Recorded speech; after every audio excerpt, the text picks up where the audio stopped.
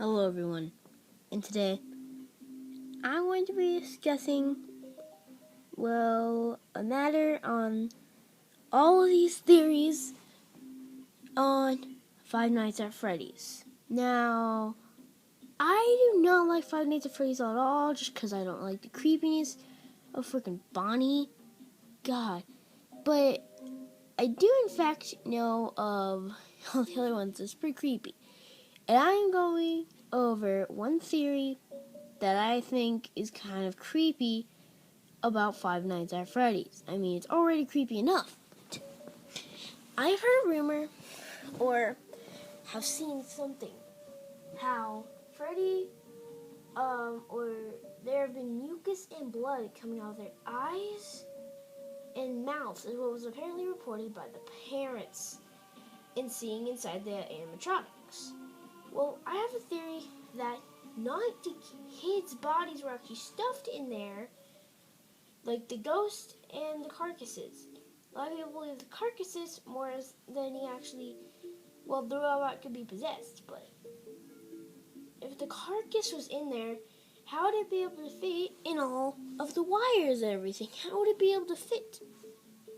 The thing is, all of that's coming out, I have a theory that the animatronics weren't originally actually animatronics. They were guys in suits.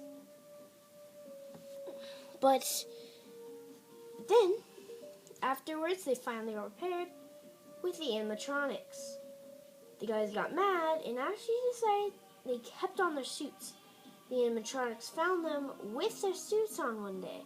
At night, when they were packing up, the animatronics actually killed them, in which stuffing them inside of them, stuffing them inside of suits, thinking that they were just guys out of costumes, right?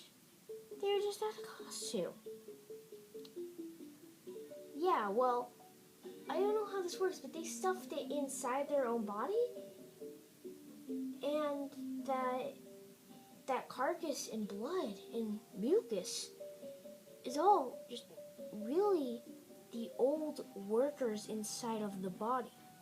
Well, let me rephrase this. They used to be guys in suits, but then when they got, haunted and possessed, they actually started taking over the robots, in which the people thinking that they were animatronics, they were actually the ghosts controlling the suit. While the guy was inside, he could not do anything about it, in which their bodies then soon rotted. Now, you guys are probably asking, how did the bite of 87 occur then? By who? They were possessed at that time. While the guys couldn't do anything about it, they could do literally nothing. There was no way they could get out of the suit. It was possessed, in which they then rotted, and that's when all the mucus and blood started coming out. This was actually their rotting carcasses.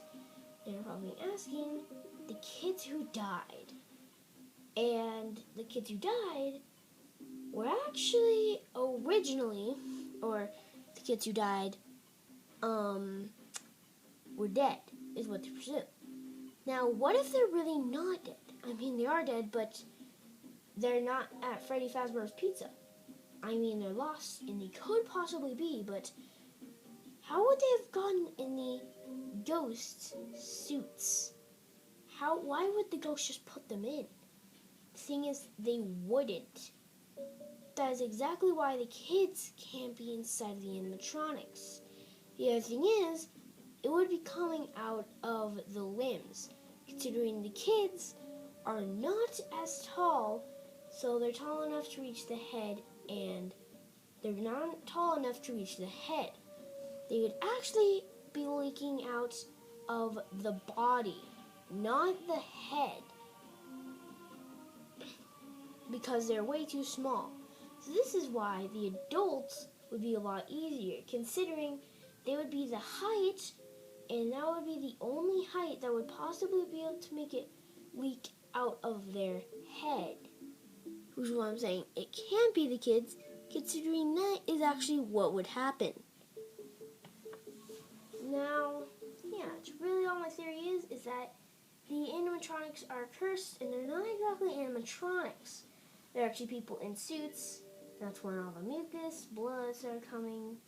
And that's why they're so crazy about killing.